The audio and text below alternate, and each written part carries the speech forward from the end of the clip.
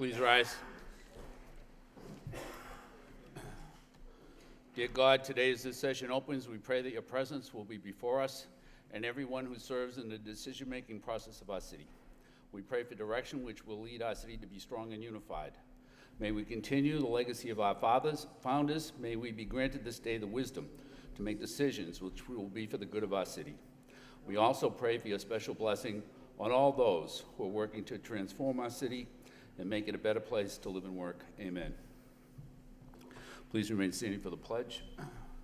I pledge allegiance to the flag of the United States of America and to the republic which stands one nation, under God, indivisible, with liberty and justice for all.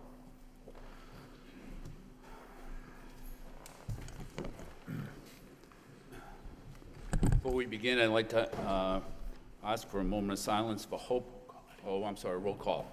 Councilor Elliott. Here. Mayor Kennedy. Here. Councilor Leahy. Here. Councilor Leary. Here. Councilor Mercia. Here. Councilor Milanazzo. Here. Councilor Rourke. Here. Councilor Samaras. Councilor Belanger. Here. 8 present. Thank you. I'd like to ask for a moment of silence for Hope Gurney Hamlet, who died peacefully at home on September 16, 2017, after a brief period of declining health. Hope led a long and engaging life across 95 years. A native of Situate, Mass., she married the late Dr. John B. Hamlet Sr., whose family has lived on Varnum Avenue since 1850. Hope and John lovingly raised 4 children: John Hamlet Jr. of Lowell, Joan Hamlet of Portsmouth, New Hampshire, Elizabeth Gardner of Dallas, Texas, and Laura Burke of Cincinnati, Ohio. Hope was also the doting grandmother to 7 grandchildren. Hope was an active and faithful member of the Pawtucket Congregational Church and led the prayer shawl ministry, knitting shawls for those in ill health. She participated in many local senior programs, including art, painting, and Tai Chi. A funeral service will be held on October 7th, 2017 at 11 a.m. at the Pawtucket Congregational Church, 15 Mammoth Road in Lowell. Thank you. Councilor Leahy. Thank you. I'd like to offer a moment of silence for Christine Dunlap. Christine passed away this week. She is survived by her husband of 15 years, Bill Johnson, a son, Greg, a daughter-in-law, Rachel Cox, and a grandson, Oscar. Her second grandson is due in October. Christine was best known to us through her career at University of Lowell. And Christine loved the Lowell community. She gave her time generously, and she sat on many boards. She'll be sadly missed. Thank you. Thank you. Is that it?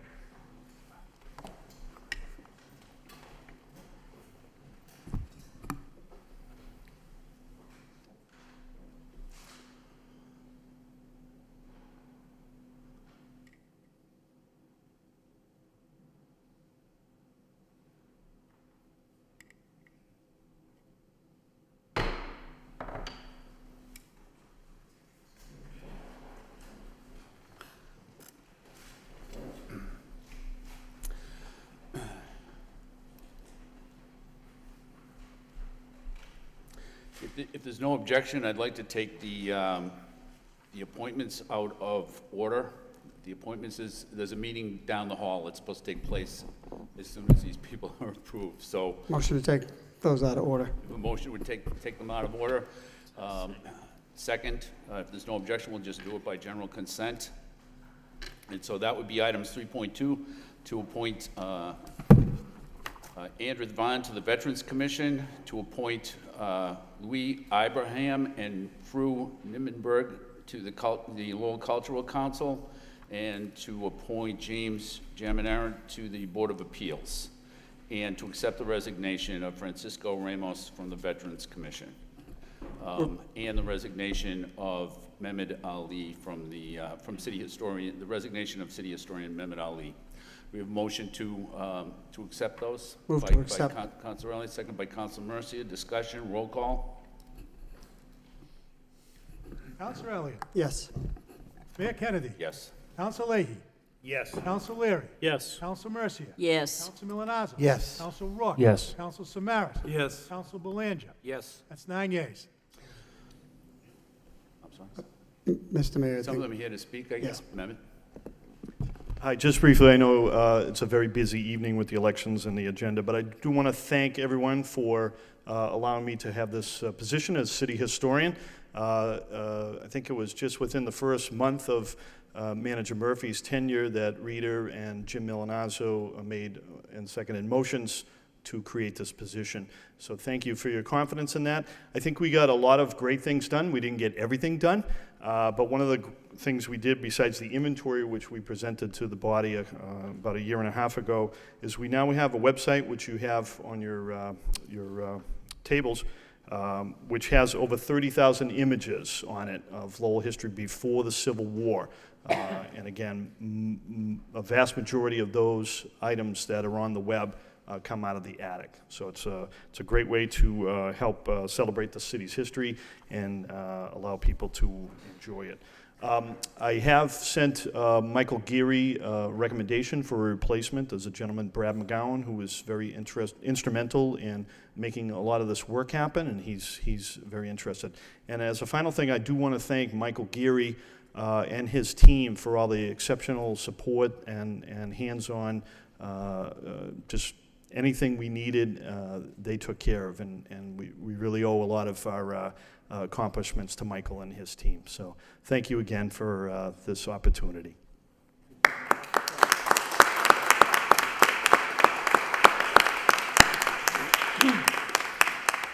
Chair would recognize the city clerk, Michael Geary, at this time. Thank you, Mr. Mayor. I'd just like to send my thanks out to Mr. Ali and Mr. Hickey and Mr. McGowan. They did tremendous work. There's a lot of effort that was put into that. There's a lot of images there.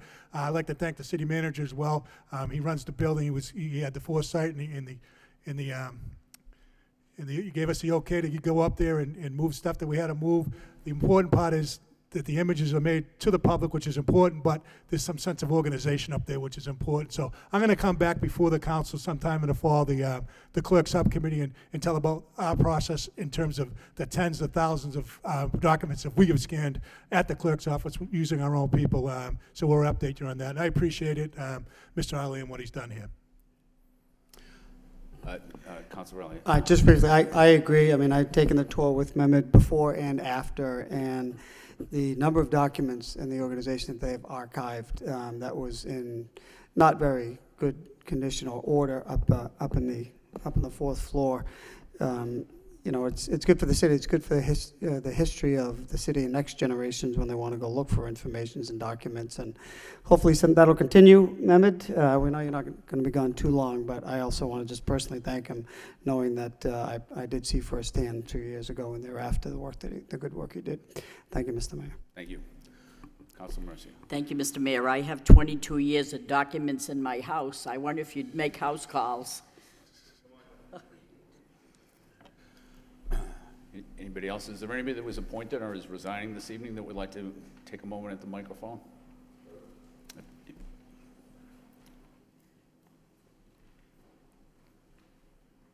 Mr. Mayor, City Councilors, good evening. Thank you very much. Lowell has given me a lot. 4 wonderful children, and this is home. If I had money, I would give Diamond, but I have myself and my services. That's all I have. So I'm very glad for this opportunity to serve the community that has given me so much. So I thank you very much, City Manager, for the opportunity, and I will do my best. Thank you.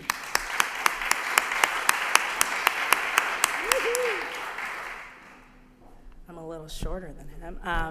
Hi, my name is Olu Ibrahim, and I'm the founder of Kids in Tech, and our mission is to create the next generation of tech leaders here in the Merrimack Valley through after-school programming. Thank you to Mayor Kennedy, to City Manager Murphy, and to all you guys. Arts has been a very important aspect of my life. One of my hobbies is to paint, so this is just a great opportunity for me to give back to a community that's given me so much. You guys have been welcomed Kids in Tech with open arms, and I love the arts, and I love being part of a community that promotes the arts. So I will do my best to continue to bring my strengths to the meetings and help continue this long, strong legacy of arts innovation in our city. Thank you so much. Thank you.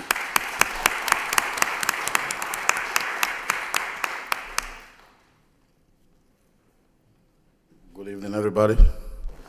I came to Lowell 1991, and I've been here ever since. I love Lowell. And as we can see, you've done a very, very, very great work. Our city is a vibrant city, and you can tell.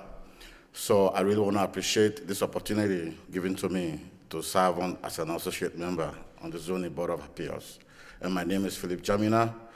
I have raised my family here, and I have even my friends here to just boost me up, and I thank you for that. And thank the city manager for just giving me the opportunity to do that. Thank you very much.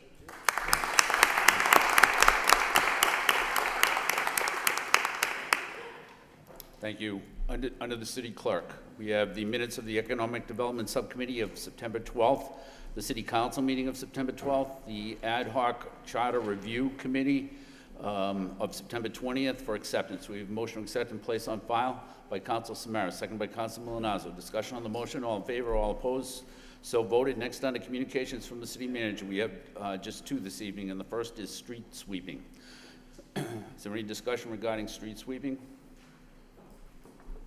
Council Roque. Mr. Mayor, did you miss an appointment? Which appointment? 3.2? No. Oh, sorry. I said, thank you. I apologize. I thought you missed one, sorry. That's okay. Under street sweeping. Hearing now, we'll move on to the Massachusetts Environmental Policy Act, MEPA. Any discussion regarding that report from the city manager? Mr. Manager, could we ask the traffic engineer to just give a quick summary of that report? Absolutely. Mr. Bostanato, would you give a brief summary?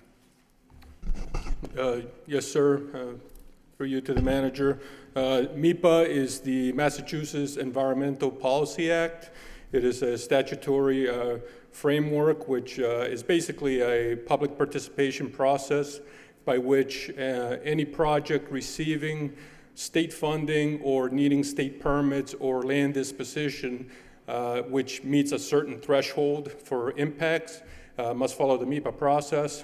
Currently with the high school project, the traffic threshold of 3,000 new vehicles per day is exceeded. The Colley site would generate about 4,000, therefore it triggers MEPA. The MEPA, the process is basically you file ENF, an environmental notification form, and then which sets out the scope of your environmental impact report that you have to prepare. And then there's no adjudication on the merits of the project. MEPA is basically just a public process by which all the stakeholders and the public are notified of the impacts to the natural and human environment so that so all the decision makers can make decisions on alternatives based on all the facts and the cost of mitigation. It takes about a year to proceed through the MEPA process. That's basically the overall. Okay. So this will take a year, and this is mandatory? It is a mandatory EIR because of the threshold. Yes. Mr. Manager? Yeah. If the solicitor could just explain the time frame on it. Sure. Generally speaking, the MEPA process would take, for the first phase, would take 30 days. And if further information would be required, if we actually had to file a formal report, that would generally be another 37 days. So with respect to the first 30-day period, 20 of those days would be dedicated to public comment, and then they would have 10 days to wrap up administratively. If they find that more environmental reporting is necessary, then that is a second phase of a process that would take an additional 37 days. So, Mr. Manager, are you suggesting that rather than it taking 12 months, it's going to take just No. 67 days, and that if No. if a second phase is required, it's just going to be 100 and... No, let me explain what it Yeah. does. Basically is, once we get the approval to proceed with the project, we would then have an informal meeting with MEPA, with DEP. DEP then would then sit down and discuss with us the type of study that they would want and how intensive it was going to be. So the more intensive it is, the longer it takes. But at this point in time, we really don't have a definite time frame. That will be better found out when we have our meetings with DEP, and then they tell us how intensive of a study that they want. So when will that meeting take place? As soon as we get the approval to proceed with our design phase, right now that projected date possibly would be October 25th is the next MSBA meeting. So if we were allowed to go forward at that October 25th meeting, then we would have that informal meeting with DEP shortly thereafter. Shouldn't it have been that this study ran concurrently with the feasibility study? Doesn't it make more sense to do it that? Why would you spend all of the money and time and energy and then have to do the MEPA after that? Can you explain why that is? I'll have the solicitor, because I know she has researched that issue. Sure. There's a balancing act to be met on this, and that is the state needs enough information from the city with respect to the site and what's being proposed at the site before it can begin to adequately review it. Technically, the MEPA review wouldn't have to be concluded until the MSBA was in a position for a final vote, namely approving the project for funding purposes. That being said, it's the city's position that this process, as the manager was indicating, if we are approved on October 25th, it's the city's intention to start that process sooner rather than later, and we have already indicated that to the state. And in doing that, that would afford additional time for the public to be able to weigh in while the plans are being drawn. However, in conversations with the state, while they support that approach wholeheartedly, they also have cautioned that we need to be far enough along in the process so that they have adequate information available to them in order to make a proper review and conclusion and determination. So to answer the question specifically, we are at the stage, both under the MSBA regulations of Chapter 70 and 960 CMR, as well as the individual MEPA regulations themselves, we are right at that point where we could begin and be right on the cusp of beginning that process with MEPA. So we're right on time. So does this mean that if let's say that a decision is made at the end of October, then are we then going to have to wait 12 months for the study to be completed before anything else gets done? Is that how that works? No, again, we would begin the process by reaching out to MEPA, have informal discussions with them. The actual process itself, in terms of the first phase, again, once the issue is turned over to them, it would take roughly 30 days, so long as there's been some sufficient public input and that they have enough information to review at that time. So is that a no answer? Could you just repeat your question one more time? My question is, if on the 23rd of October, a decision is made regarding the high school, and we're ready to move forward, and we have to do the MEPA, and it's going to take 12 months, does that mean that from October 23rd to 12 months out, that nothing can happen until that study is complete? No. So if the MSBA were to approve this project, our project, on October 25th, we would then concurrently begin working and heading into the schematic phase, which is Module 4 under the MSBA rules and regulations. And at the same time, we would, as the manager indicated, immediately reach out to the state to begin the MEPA process, and that would run concurrently with the schematic phase in Module 4. I would anticipate, just from initial discussions with the state, that the MIPA process would not surpass in any way the schematic phase. So in other words, the MIPA process would likely conclude long before the final schematics are in. When the MIFA study is complete, will we then have to spend, will we have to do whatever that's called for in order to mitigate the location? Is that money that's gonna have to be expended at that time? In other words, you can't just have the study done and say, okay, that's great, and then just move on without spending any money, can you?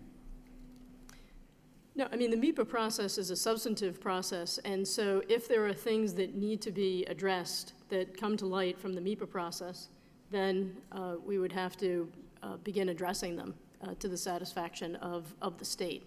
But it's difficult to say much more than that at this point without having further information. Thank you. Any further discussion on this? Councilor Elliott. So there is not this requirement for 12-month study, as I understand the Massachusetts Environmental Policy Act. There are, as you mentioned, Madam Solicitor, there are a series of thresholds that once the information comes from, once the project is selected and the design begins, then the footprint is created and there is a determination what impact that has, if any, on any environmental conditions. So it's the notion that we're not delayed by any stretch. There's no approval, so you can't begin the MIPA process. There's no project on the drawing board at this point. Once that does take place, then there's that window of public comment, and you meet the threshold or provide the information as cited right at the beginning of the act through the administrative process, and then it's thereafter.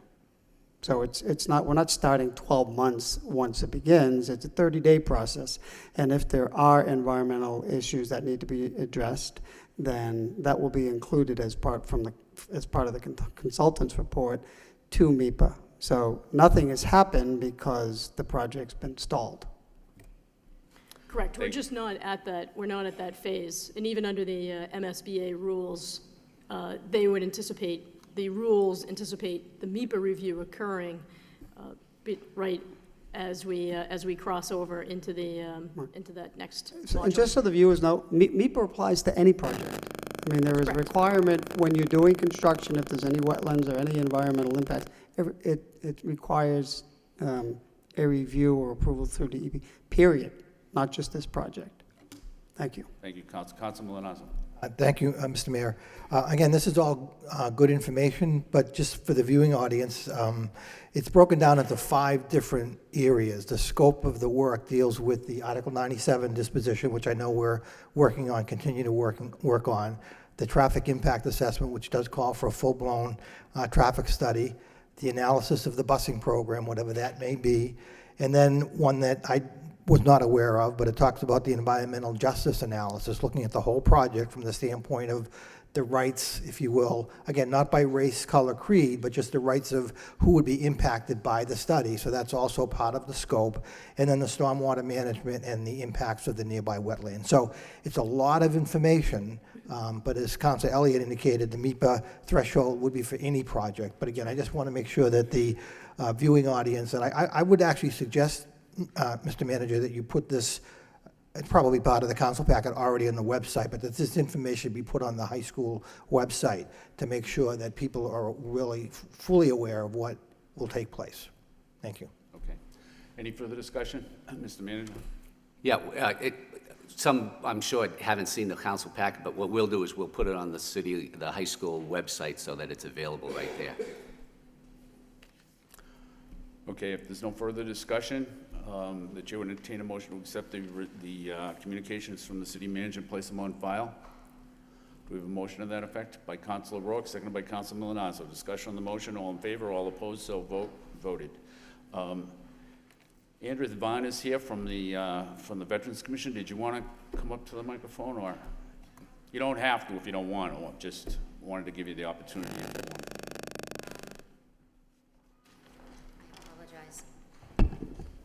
Good evening, ladies and gentlemen. My name is Anda Fan. As Mayor Kennedy just stated, a little short. I have been appointed a seat here on the Veterans Commission, which I am honored. I am a proud veteran of the United States Air Force, and so to be given an opportunity such as this to serve on a more local basis, our city as opposed to our country, is quite an honor to me. And I look forward to working with the ladies and gentlemen of the Veterans Commission to hopefully bring forth great and positive change for our veterans. The last thing that we want is to have them feel that they're forgotten, and I hope that my contribution in any way, shape or form, small or big, would be able to do that. I would like, however, if I may take this opportunity to thank you for that opportunity, but to also speak on, if I dare to, behalf of the Cambodian Americans that reside here in Lowell today. Again, I didn't have anything prepared. I wasn't sure if I was able to speak today, but if I may, read something that I hope would capture just the appreciation that that us Cambodian Americans here feel for what took place on Sunday. Forgive me. Today, my great city of Lowell, Massachusetts, unveiled the first ever Khmer refugee monument in the nation, remembering the 2 million Cambodians killed during the Pol Pot regime. Thousands of Cambodian families, including mine, found refuge and salvation settling in the city of Lowell. It is here that these immigrant families have made their homes and is now the second highest Cambodian populated city in the country, second to only Long Beach, California. It is an historic time, and I am grateful to call this city my home. It is a beautiful melting pot that has welcomed and continues to welcome all ethnicities, embraces cultural diversity, thrives on the appreciation of all races. I have great pride living in a city where all the colors around me are different, not just in skin tone, but in a vast variety of delicious ethnic foods and traditional clothing, celebrating diversity on a daily basis.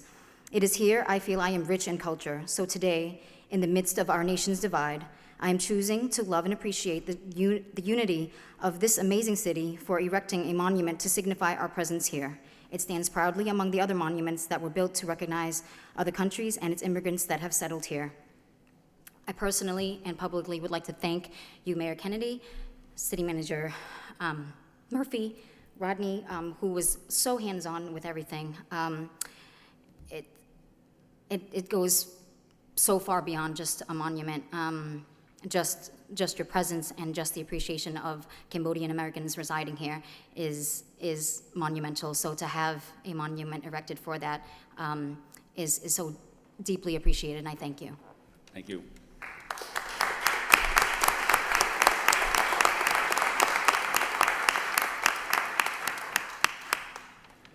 Next, we have a communication from the city manager requesting out-of-state travel for one member of the Lowell Police Department. Do we have a motion to approve?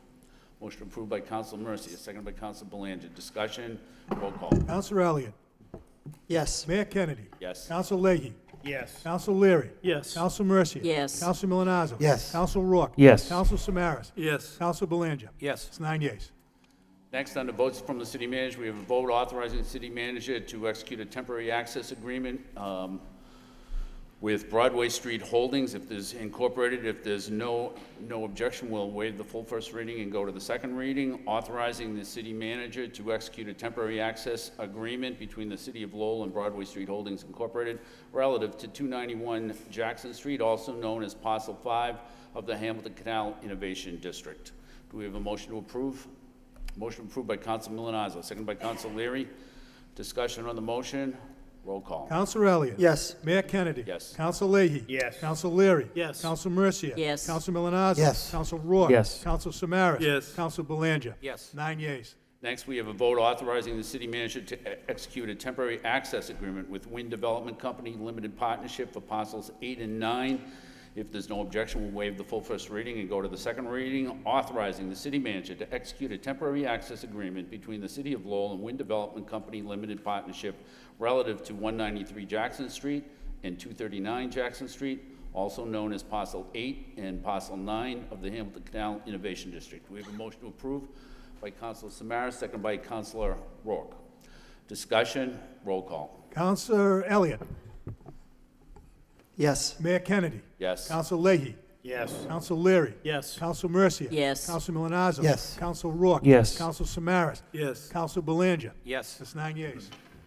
Next, we have a vote to transfer $127,550 to fund costs for training for this fiscal year. If there's no objection, we'll waive the full first reading and go to the second reading to transfer $127,550 in funds to cover the cost for police training for this fiscal year. Do we have a motion to approve by Counsel Leary, seconded by Counsel Leahy? Discussion on the motion, roll call. Counsel Elliott. Yes. Mayor Kennedy. Yes. Counsel Leahy. Yes. Counsel Leary. Yes. Counsel Mercia. Yes. Counsel Milonazo. Yes. Counsel Rourke. Yes. Counsel Samaras. Yes. Counsel Belanger. Yes. 9 yeas.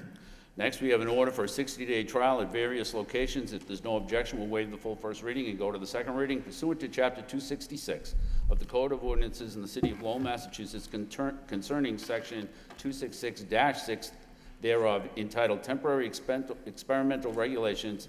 Temporary traffic regulations are hereby implemented for a period of 60 days. We have a motion to approve. Motion approved by Counsel Mercia, seconded by Counsel Rourke. Discussion on the motion, roll call. Counsel Elliott. Yes. Mayor Kennedy. Yes. Counsel Leahy. Yes. Counsel Leary. Yes. Counsel Mercia. Yes. Counsel Milonazo. Yes. Counsel Rourke. Yes. Counsel Samaras. Yes. Counsel Belanger. Yes. 9 yeas.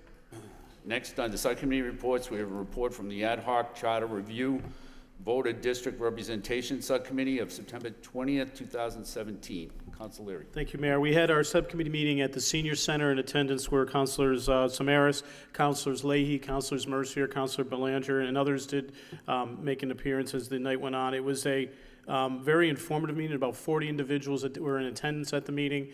We essentially had the city solicitor and the head of our election office go over really what our current Plan E form of government actually is at this point in time. The premise of the whole meeting was to really get feedback from the public. We encouraged folks to ask specific questions and of the panel of folks that were there. In addition, we asked them to really comment on what type of form of government they would like to see and what they would like to have. Some of the takeaways from the meeting is that many of the folks wanted to get information regarding if district or ward representation actually increased minority representation. So what we've been tasked with, and the city solicitor rose to the occasion to find the information out regarding does district and ward representation in fact increased minority representation, because there's been a lot of anecdotal information either way, but we can actually obtain objective information. There was a lot of good feedback from the public. Most of the public in that meeting, and there was only 40, 45 people in attendance, but a lot of them did want to see different forms of government, including at large and district, and some were even taking a look at the options of electing the current mayor. There were some folks talking that they did like Plan E form of government, but that putting an element of district representation might be a positive thing for the city. There were a few that actually wanted to take a look at a strong mayor form of government. But the information that was presented, what we ended the meeting with basically saying is that we were going to be scheduling another meeting, and ultimately what the ad hoc subcommittee would like to do in the month of October and November is actually go to neighborhood groups and go out to Pawtucketville Neighborhood Group, go to the Centerville Neighborhood Group, Belvedere, Highlands, downtown, and really make sure we're covering and getting information from all points of the city before we make a final recommendation to the council as a whole in terms of should we make some changes, whether it be going through a charter commission process or going through a process where we would get into just a council vote or a public referendum to really make the change of the government or not make the change of the government. But I think the meeting was very positive. There's another meeting that's not part of the ad hoc subcommittee meeting that Lowell Votes will be conducting on October 11th at the Senior Center as well. So there'll be a lot of good information regarding this process. And I think it was, the ad hoc subcommittee, I think, really was interested in feedback, and initially didn't get a lot of feedback because people are concerned and don't have that information yet. But I think as the meeting went on, people really came out and really said what they felt like, what they felt was good about Plan E form of government, and what some changes might be that would actually be of benefit to the city as a whole. So I thought it was a pretty positive meeting. It was a meeting of a point of progress, one that we'll be having other meetings hopefully in the near future, and hopefully a good strong recommendation will be made to the full council to make changes or a recommendation for changes. Thank you. And I guess let's make a motion as a report of progress at this point, Mayor. All right, we have a motion to accept the report as a report of progress from Counsel Leary, seconded by Counsel Leahy. Any further discussion on the report? If not, all in favor of the motion, all opposed, so voted. Next, under petitions, we have one property claim. The chair would entertain a motion to refer this to the Law Department for report and recommendation by Council Milonazo, second by Council Roque. Discussion on the motion, all in favor, all opposed, so voted. Next, we go to City Council motions. First motion of the evening would be by Council Belanger. Request that the city manager update the city council regarding bids for corporate sponsorship of parks and open spaces. Second by Council Elliott. Council Belanger. Thank you, Mr. Mayor. Mr. Mayor, through you to the manager. Mr. Manager, we've been talking about this topic for some time now, and I understand it takes time, bids have to be crafted, but I understand they went out, there was a deadline, I believe, in mid-June. Just wondering, can we get an update on that? Have we have any really interested parties, and how much did we market it? Because I and I think many of my colleagues believe we have a lot of untapped resources out there. I know I can see Connor Baldwin smiling over there when we talk about additional tax revenue, but this is uncharted waters. I believe really we can somehow drum up a tidy sum of money in corporate sponsorships for our parks and open spaces. And it can be done tastefully, and I think it can be a very effective way in increasing the tax base and easing the burden on the homeowner within the city's limits. So I'm anxious to hear a report as to how we're doing and how we can improve. And a lot of this money can go back into the parks and improve them as well. So it is a win-win situation for what I believe would be a local business and for our taxpayers. So I look forward to an update on this matter. I've been talking about it. I campaigned on it, and I would like to achieve it. So again, I anxiously await your response. Thank you.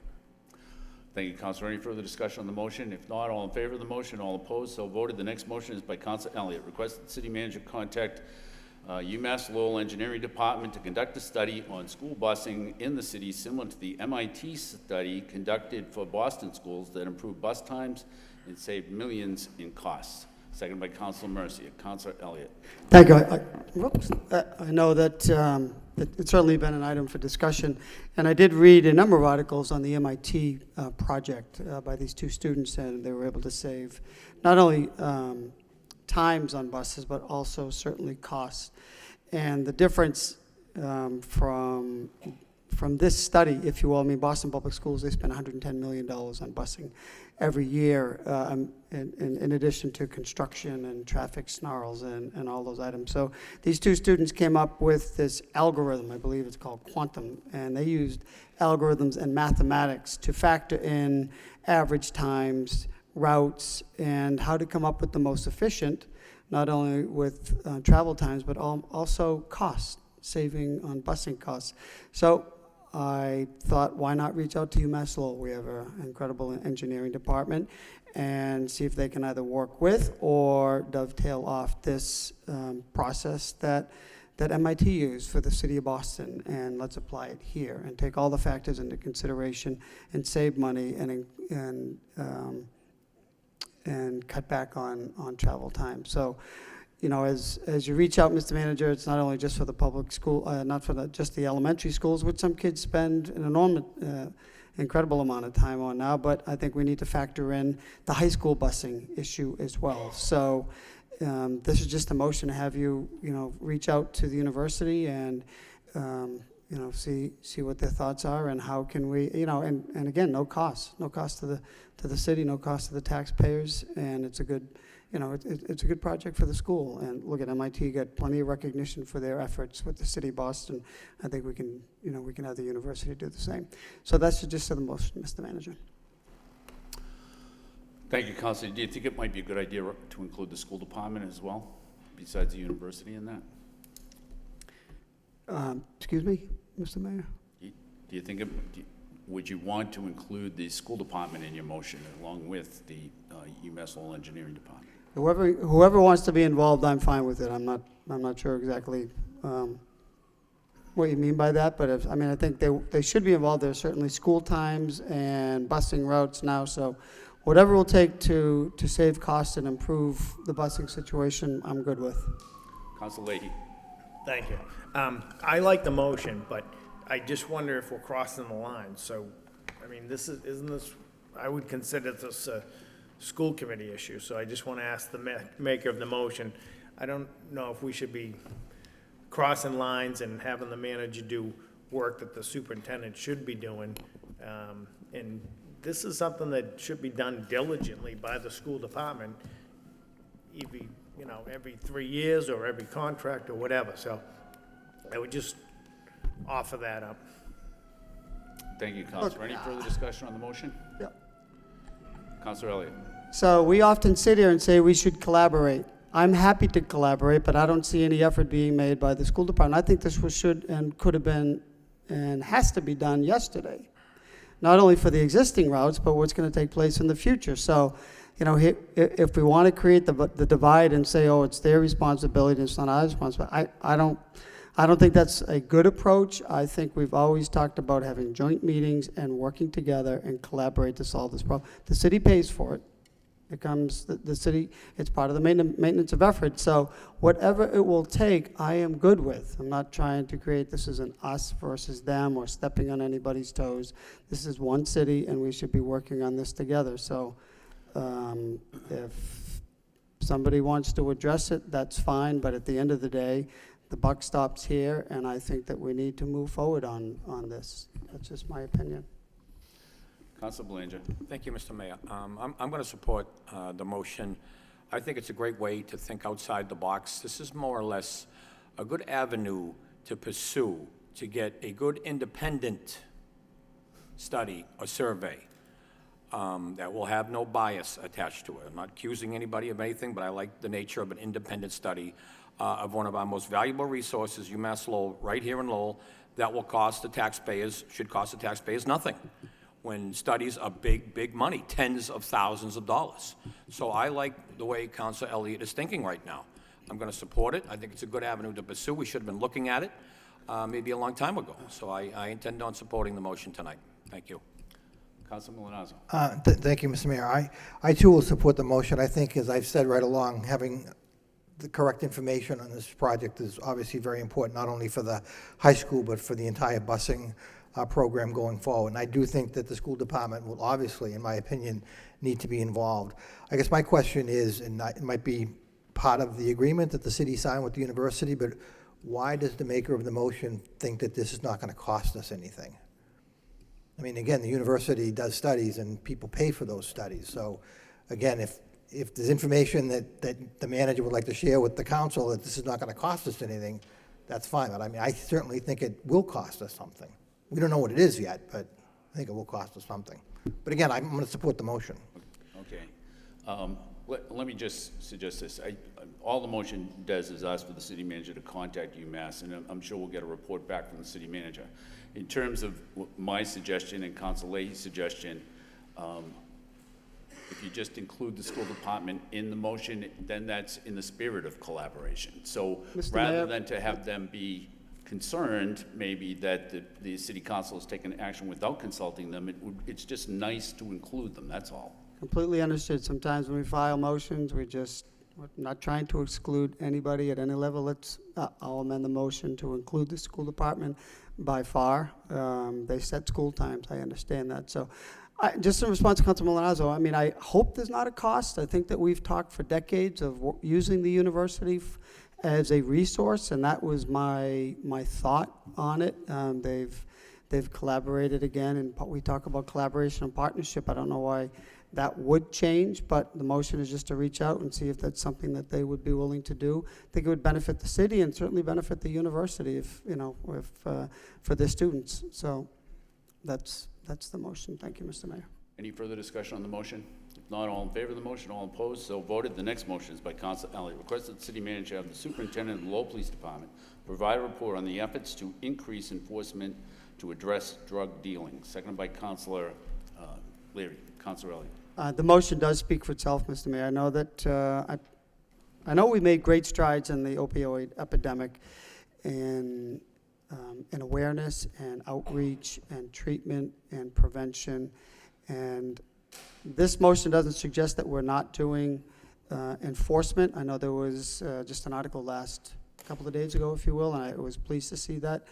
that bust. I also kind of watch the Eagle Tribune to see what's going on in Lawrence, and I just happen to think that we need to step up our enforcement efforts, and it clearly is going to require, again, assistance from the federal government. We know that, and we've had briefings from the chief.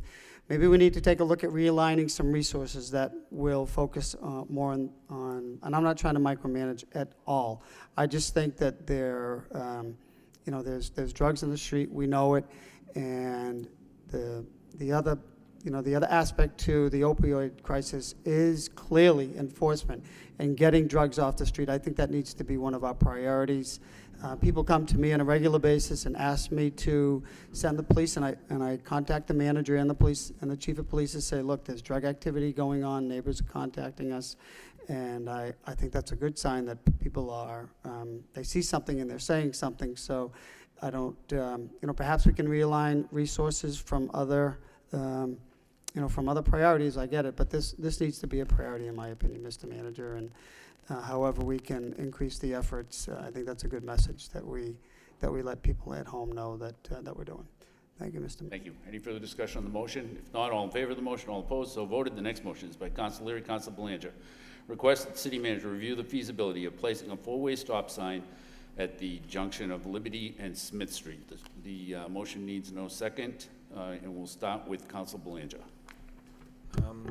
Thank you, Mr. Mayor. This stems from Council Leary and I, many other councilors attending a neighborhood group association meeting in the Highlands, and a concerned resident lives nearby, has seen a lot of close calls. I know there's a little history at this intersection, so I'd just like a report from the traffic engineer as to how we can improve the safety conditions that exist there. This neighbor was kind enough to give us an update, and there's always some very close calls that take place at that intersection almost on a daily basis. So let's see what we can do to improve it and make that neighborhood a little bit safer. Thank you, Mr. Mayor. Thank you, Council. Any further discussion on the motion? All in favor, all opposed, so voted. Next is a motion by Council Leary, request that the city manager have Verizon or the appropriate utility company remove a steel bar at the corner of Crowley Park and Campbell Drive and Wedge Street. This is something we had them come in. Seconded by Council Leahy. Council Leary. This is the bar that they said they would remove about 3 months ago, and it's still sitting there, and it's actually it's about that high, just sticking up, waiting for someone to impale themselves on. So it would be, they had said to us at the utility subcommittee that they would actually remove it. So that'd be kind of a good idea if they could take that out. Or if they can't, if there's a reason why a steel bar is sticking out in the middle of the sidewalk, it'd be kind of good to know what that is. Thank you. I drove by, thank you. I drove by there the other day. Is that the one that looks like you tie a horse up to? Yeah, okay, that's the bar. Maybe they are. I haven't seen one there. Okay, we'll take care of it. Okay. Any further discussion on the motion? If not, all in favor, all opposed, so voted. Next is by Council Leary. Request that the city manager provide an update regarding the property at 156 Wilder Street. Seconded by Council Leahy. Council Leary. This is a property we had discussed many times before. It's something that there was some different issues regarding holding it up. It's been an eyesore on Wilder Street. It's right near the corner of, almost by the corner of Wilder Street. It's set in a bit. It has been out basically with without the porch, the front porch, or the second level porch. We just get a status update of what they're going to be doing with that building. I've had a couple of calls regarding it over the past few weeks, and I've driven by it. It is a significant eyesore. Thank you. Thank you. Any further discussion on the motion? Council Leahy. Just quickly, that property was being renovated very quickly and without the proper permits. Once our department got on it with the state, and now I think it's being held up by the State Department because of violations. But so again, that's an issue. Now we're trying to get them to follow the rules, but there's such a delay that the property sits there unattended and not being renovated. So we need to fix that. Thank you. Thank you. Any further discussion on the motion? If not, all in favor of the motion, all opposed, so voted. The next motion is by Council Leary. Request that the city manager review the feasibility of implementing a citywide ordinance requiring the installation of additional conduit in the public right-of-way whenever a street opening or trench permit is processed on behalf of the telecommunications providers, utility service providers, communication carriers, and other similar providers.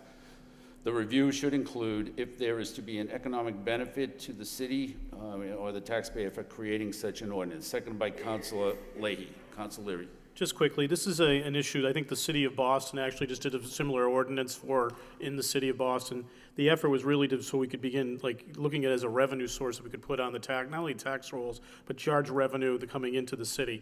It's also something I know that the city manager and the CFO, Connor Baldwin, had some good information on and have actually started to look into this already, because it is something that is a positive, especially when you're looking to become an innovation district, not only in the innovation district, but throughout the entire city with UMass Lowell, et cetera. Thank you.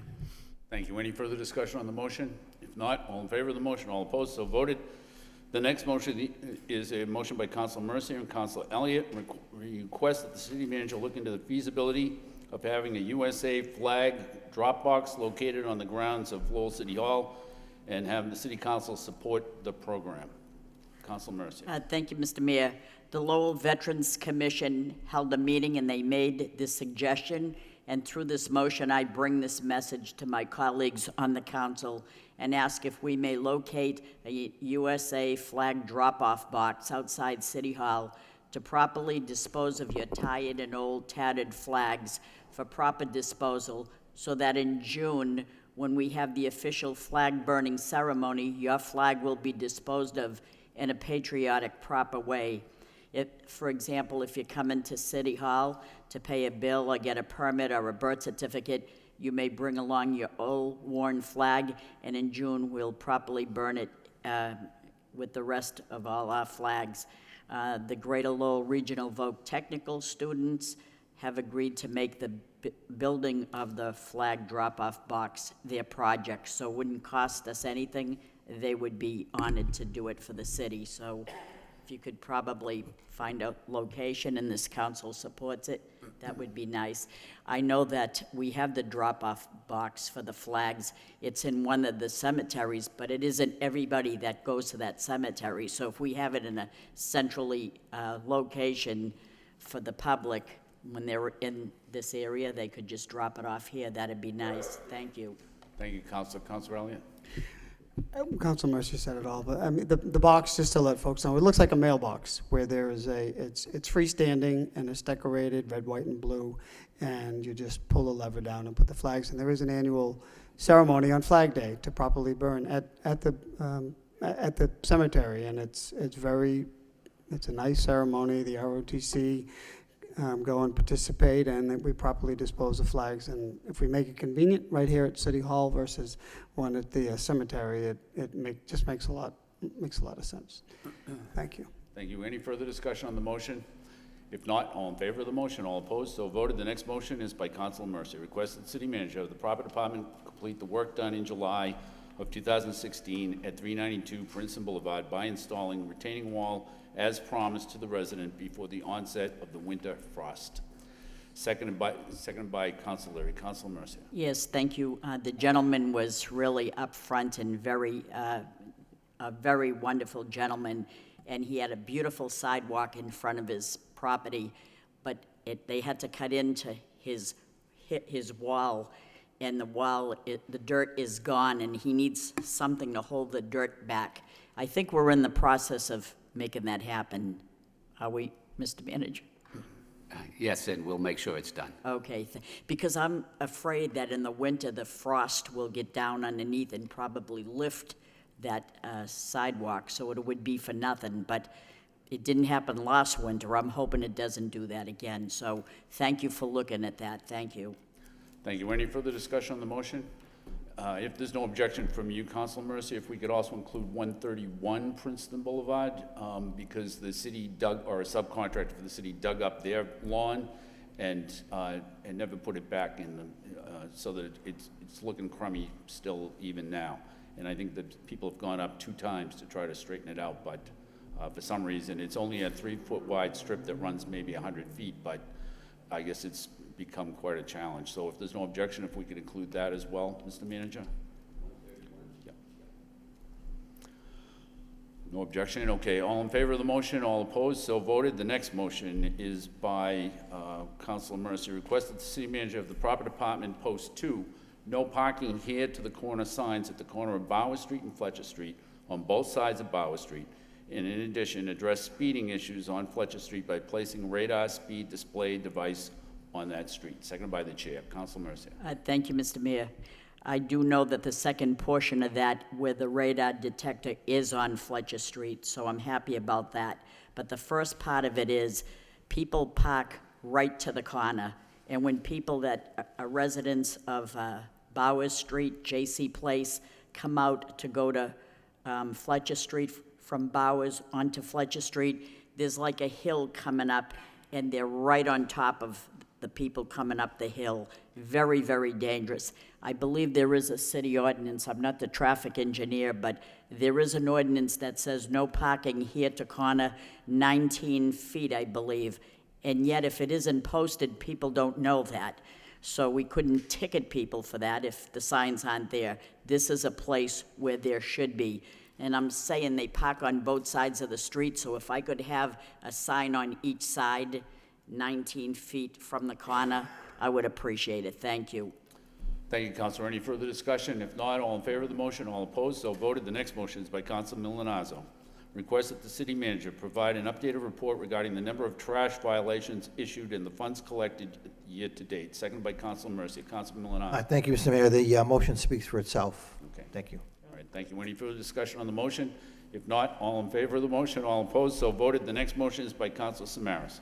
Request that the city manager of the Lowell Police Department set up a speed radar display on Beacon Street, Mount Pleasant Street, and Reservoir Street. Seconded by Councilor Rourke. Councilor Samaras. Thank you, Mayor Kennedy. This is from the Centerville Neighborhood Association. They've been very pleased with the work that's been done on Bridge Street. But one of the problems since the construction has happened on Bridge Street, that many cars are using Beacon Street, Reservoir Street, by the reservoir to go to 110. And many of the neighbors talked about excessive speed. And so this is a safety issue at this point. Thank you. Thank you. Any further discussion on the motion? Councilor Mercia. Yeah, thank you, Mr. Mayor. Through you to the city manager. Mr. Manager, I'm not trying to put you on the spot. I don't know if you know the answer to this question. How many speed radar display machines do we have? Because I just asked for one on Fletcher Street. I would hate to have it taken out to put there when I know they both need it in this area. So do we just have one?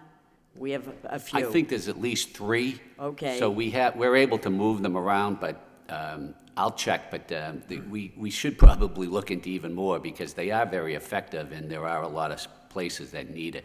But I think there's at least 3. So what is the purpose of this? What does this do anyway? Does it give a readout of how fast people are going to warrant a cruiser or an unmarked vehicle to be? It says what your speed, as you approach the sign, because I've seen it on Lincoln Parkway quite often, is it tells you what your speed Yes, is I and what the speed limit is for that area. I understand that, but so what is the follow-up to that? Well, it records it in a report. Okay. And then we can follow up with, like, put a cruiser there. Okay. To say, now, they are exceeding the speed limit quite often. Let's put a cruiser there and do some ticketing. There it is. Yep. Good, thank you so much.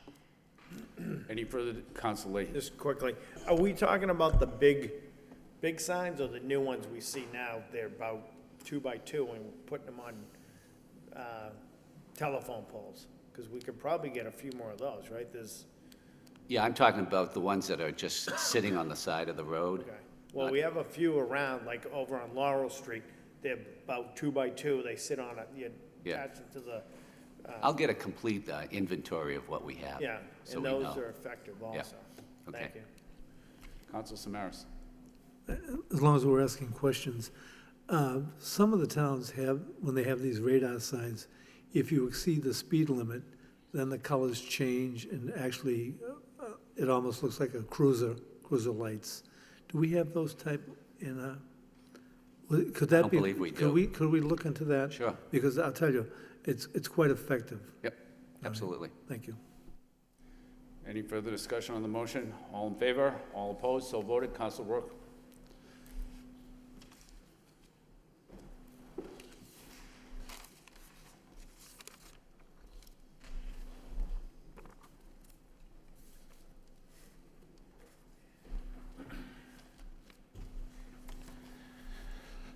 Next motion of the evening by Mayor Kennedy, request city manager and appropriate personnel from DPD meet with adjoining greater Lowell communities to discuss the potential for responding to the recent Amazon request for proposals.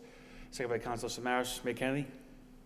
Thank you, Mr. Chairman. I filed this motion because I had a couple people suggest it to me, but also, I also got a call from Secretary Ash's office asking what Lowell was doing regarding the Amazon RFP. And so, after some consideration, I thought it was good to file this motion. My suggestion, and I should point out that Worcester, North Andover, Haverhill, and several other communities are also considering putting in responses to the RFP. And so I think that we should put one in as well. I did have a discussion over the past few days with Chancellor Maloney, and there are people up at the university that would like to help with putting the proposal together and that are pretty excited about it. My suggestion would be that we proceed in like this. I would suggest that Mr. Coughlin from the DPD be put in charge of putting the RFP together.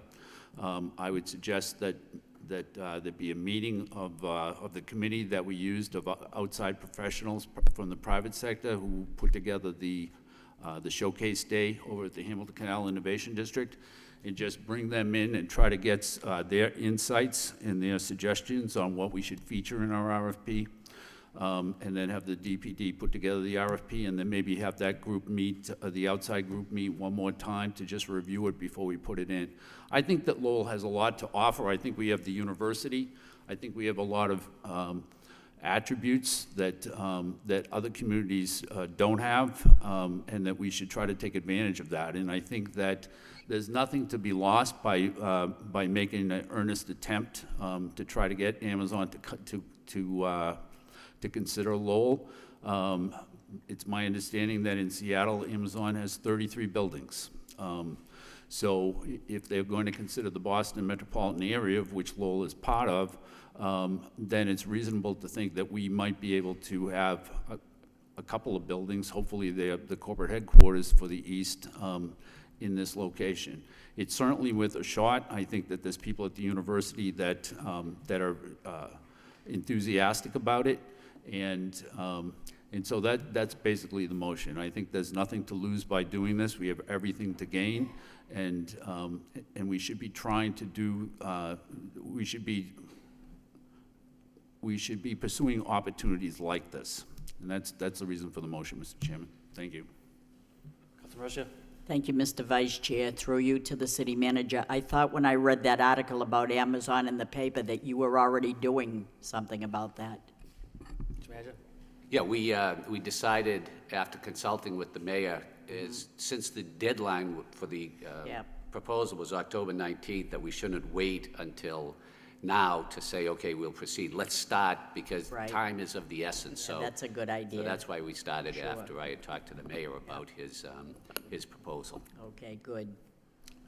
Councilor Elliott? I know there are many other communities that are pursuing this, but you know what? If we don't throw our name in, if we don't put in, if you don't buy a lottery ticket, you can't win.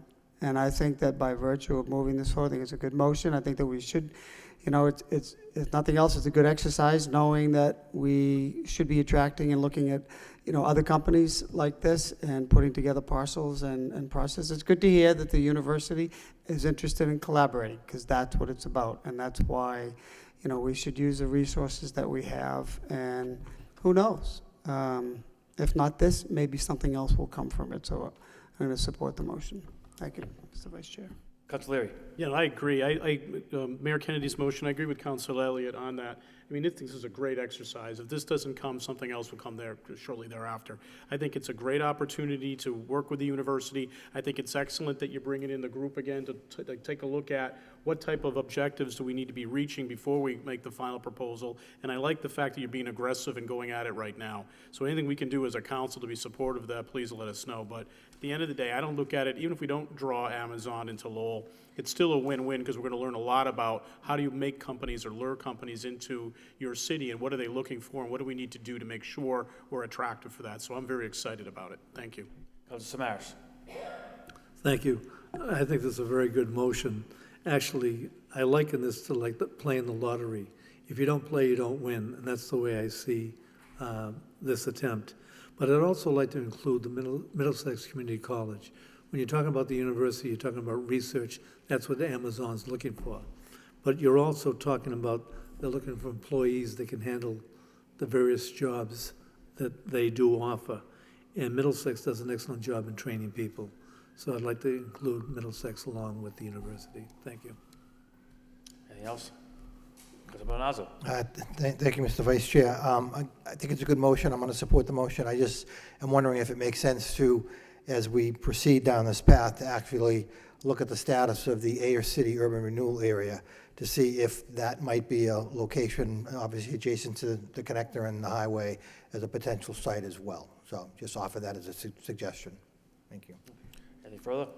All those opposed? All those in favor? Motion passes. Next motion of the evening by Mayor Kennedy.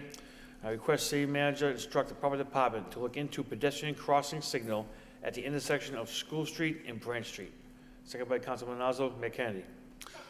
Thank you, Mr. Chairman. I think the motion speaks for itself. This came in through the mayor's office as a constituent suggestion. I think it's worthwhile, and so I would just like the council to approve the motion and have the city manager consider doing something about that problem there.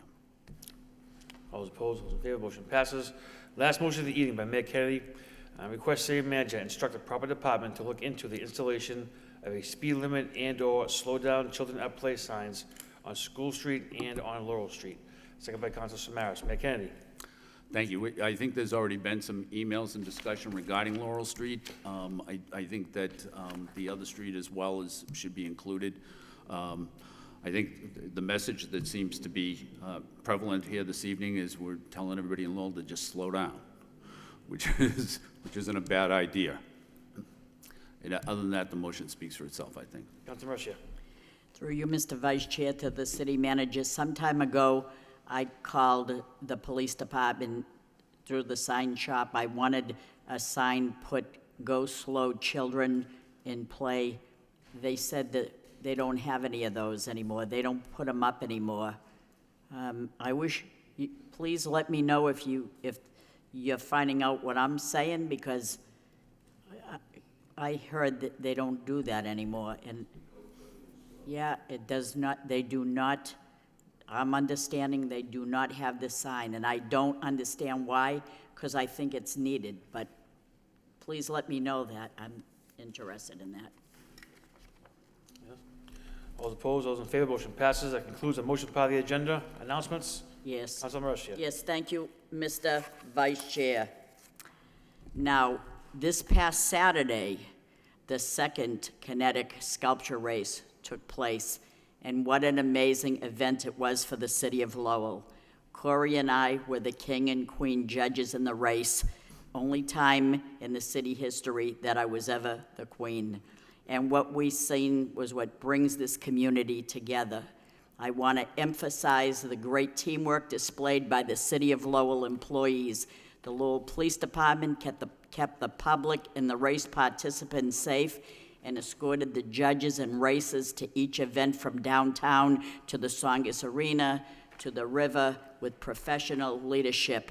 I was so proud of all our city employees when they all came together to make this event work. The Lowell Fire Department delivered their services and provided an engine to add water to the mud pit. They were all there helping out.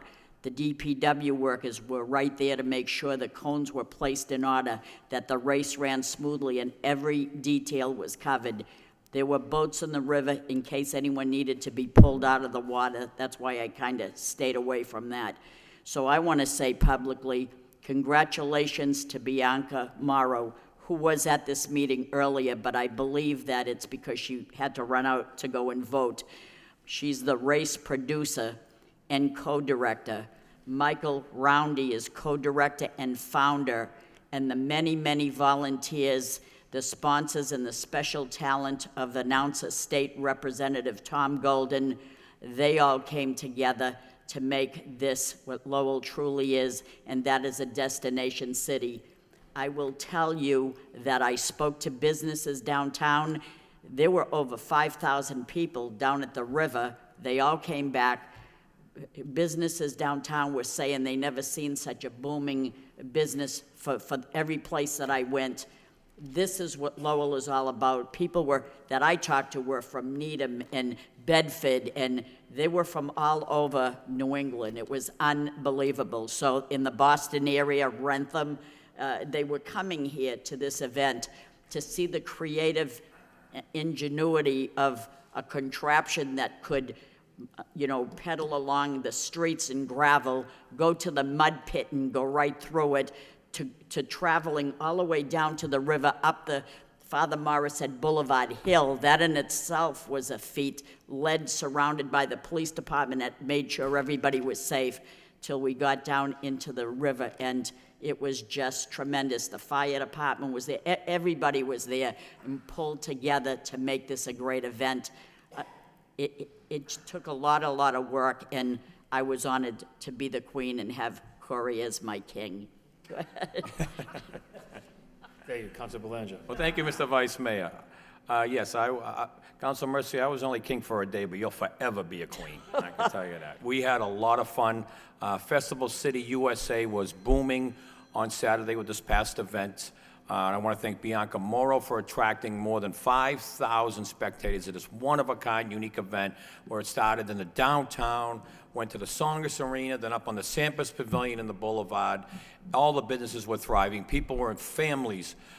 People from all around, Greater Lowell, and to the Boston area came to Lowell for this unique event. So I want to thank Bianca, all her volunteers for this hard work, and that's what makes the City of Lowell a destination. That's why I advocate time and time again for special events. So we need more of them, and this is an end result. Business thrives, our community comes together. How good is that? So thank you very much, Councilor Mercy. We had a lot of fun. I'll tell you that, we'll be laughing. So thank you, Mr. Vice Mayor, and thank you again to Bianca and her organization. Thank you. Mayor Kennedy. Thank you, Mr. Chairman. Want the crown first? I'm sorry? The crown? No, I don't need the crown. I'm good without the crown, I think. I would just like to say, this is the second annual event. Last year when we ran this event, we had 3,500 people, and it was very successful, and it draws a lot of people from outside of the city, which I think is a good thing. This year there were 5,000 people and twice as many entries. Some of the entries came from as far away as Baltimore, Maryland. So it's just such a unique little event that it's a lot of fun for everybody that goes, both the people that live in the city and the people that come into the city to visit on that day. And we've been fortunate enough for 2 years in a row to have excellent weather. And I would like to commend Michael Roundy and Bianca Morrow, who put it together and started the whole thing and keep it going throughout the day.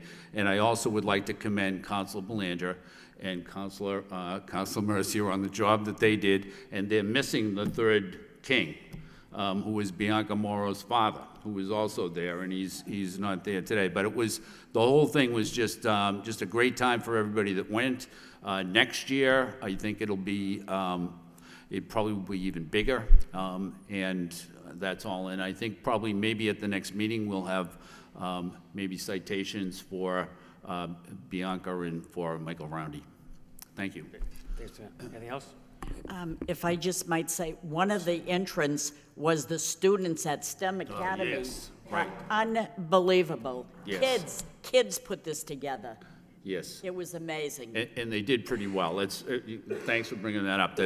I meant the STEM Academy had an entry, and they did very well for themselves. So maybe next year Lowell High will also have an entry. They didn't have an entry this year, but We had one entrant